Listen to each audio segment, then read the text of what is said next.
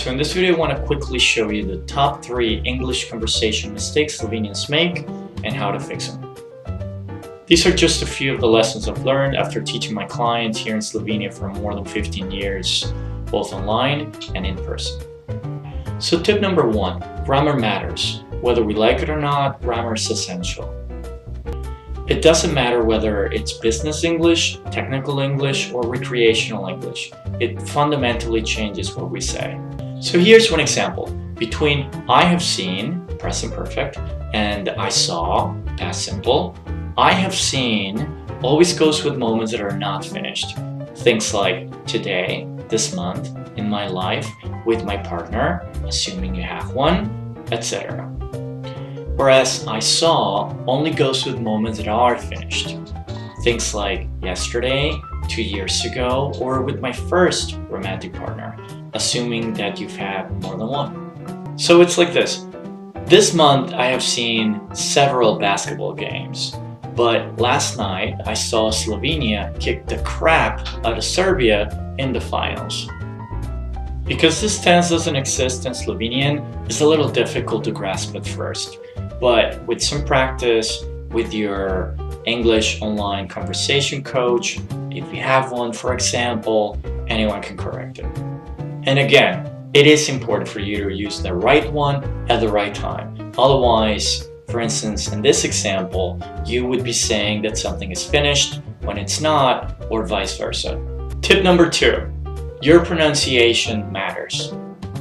Just like in the previous point, basic pronunciation is not a luxury, but a necessity to avoid confusion. So it's important for us to keep this in mind when learning English, especially conversational English.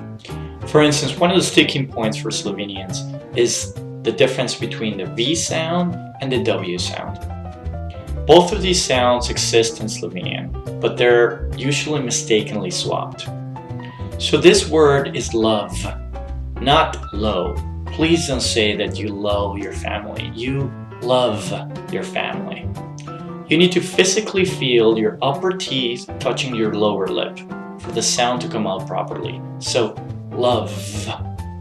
The same goes for the W sound in the word west. Ooh, west, not vest.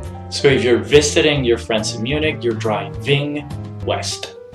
And tip number 3, your attitude also matters. It's completely natural that differences exist between English-speaking countries and Central European ones.